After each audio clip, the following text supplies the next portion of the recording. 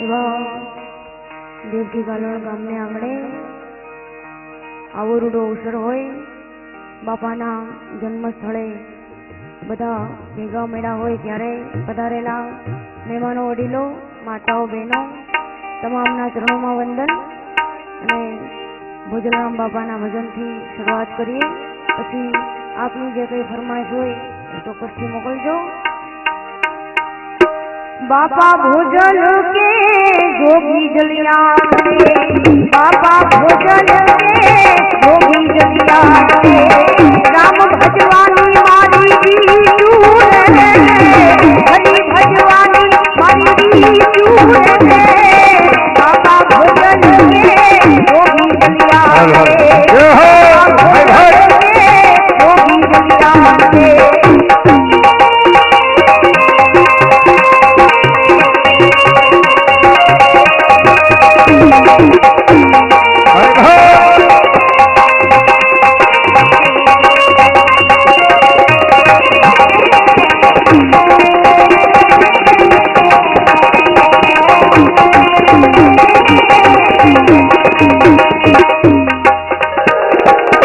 साधु संतनी सेवा करजो, साधु संतनी सेवा